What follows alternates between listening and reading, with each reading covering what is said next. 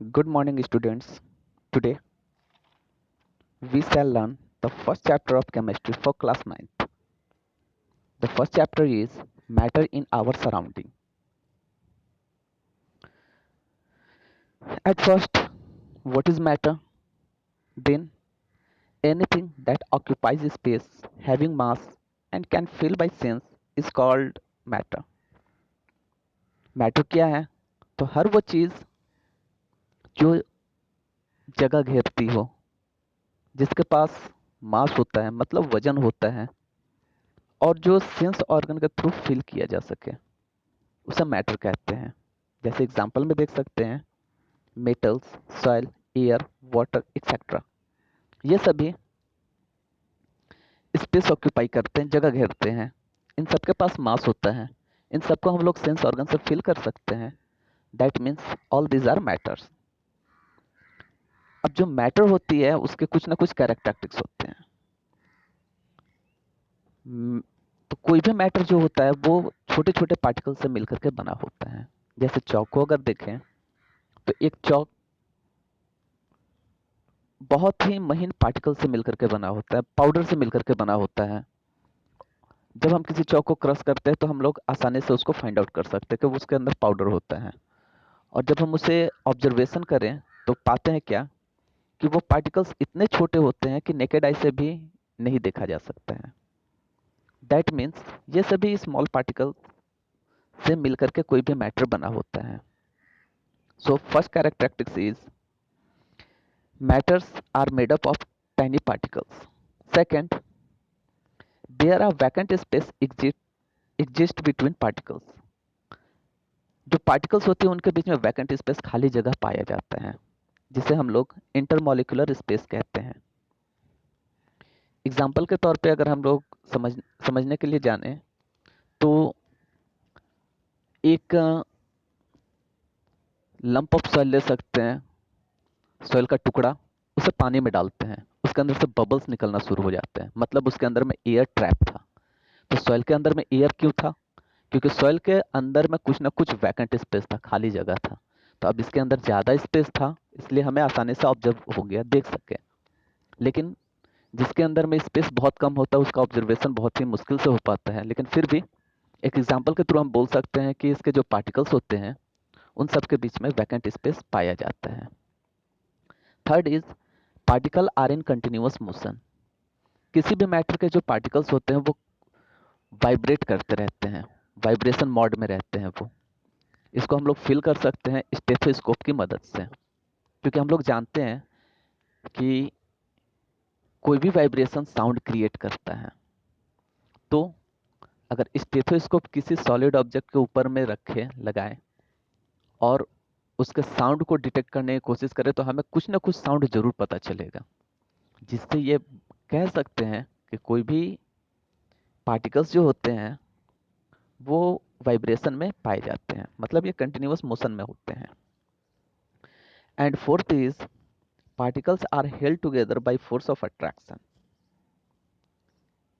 जैसा कि आप नीचे फिगर में देख सकते हैं, दो फिगर दिया हुआ है। फर्स्ट फिगर जो बताता है कि एक मैटर छोटे छोटे पार्टिकल से मिलकर के बने हुए हैं। इसके अंदर में जो राउंड शेप है वो पार्टिकल समझेंगे आप लोग, कि वो छोटे छोटे पार्टिकल से मिलकर के बना हुआ है। और वो सभी पार्टिकल्स को देख सकते हैं कि एक सिस्टमेटिक वे में अरेंज है। मतलब ये क्यों अरेंज है, क्यों आपस में जुड़े हुए हैं? क्योंकि इन पार्टिकल्स के बीच में अट्रैक्शन फोर्स लगता है। ये आपस में एक दूसरे को अट्रैक्ट करते हैं, जिसे हम लोग बोलते हैं इंटरमॉलिक्यूलर फोर्स, मतलब इनके पार्टिकल्स के बीच में लगने वाला फोर्स।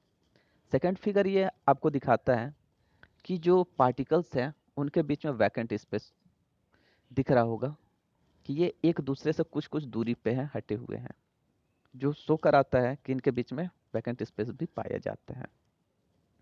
लेकिन क्या ये सभी मैटर एक जैसे होते हैं? क्या ये सभी मैटर दिखने में या प्रॉपर्टी में एक जैसे होते हैं? तो नहीं, ये मैटर्स एक जैसे नहीं होते, इनके अलग अलग टाइप होते हैं। तो इनके क्या टाइप होते हैं?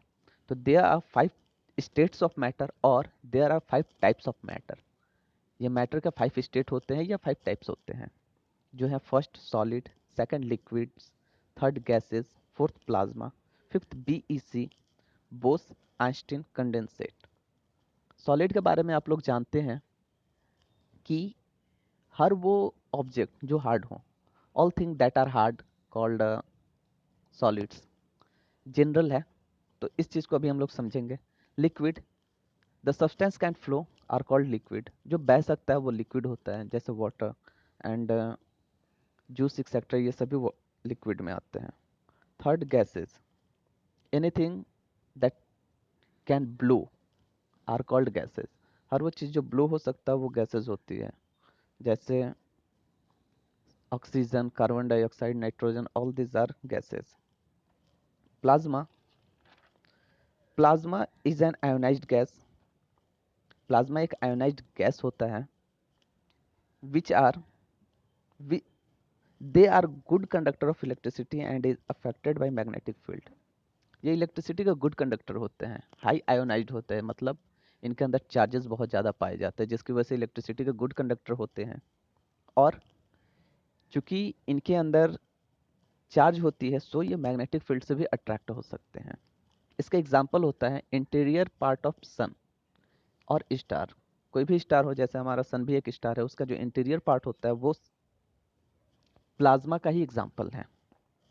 And fifth, BEC. BC can arise at a very low temperature, say -273 degree Celsius approx. BC बहुत ही लो टेम्परेचर पर गैसेस को कंडेंस किया जाता है, जमाया जाता है, और ये लगभग सॉलिड की तरह ही हो जाते हैं, जहाँ पे टेम्परेचर होती है लगभग -273 degree Celsius. BC was predicted in 1924 to 25 bye Albert Einstein and Satyendranath Bose. इसको 1924-25 में बनाया गया था, और इससे बनाने वाले दो साइंटिस्ट थे, जिसमें से एक इंडियन भी थे, सत्येंद्रनाथ बोस, और दूसरे साइंटिस्ट थे अल्बर्ट आइंस्टाइन, जिन्हें इस BC के लिए नोबेल प्राइज भी मिला हुआ था। इस तरह से हम लोग बोल सकते हैं कि there are 5 states of matter, जिनके बारे में अभी हम लोग आगे नेक्स्ट वीडियो में डिस्क्राइब करेंगे और जानेंगे। अभी के लिए धन्यवाद।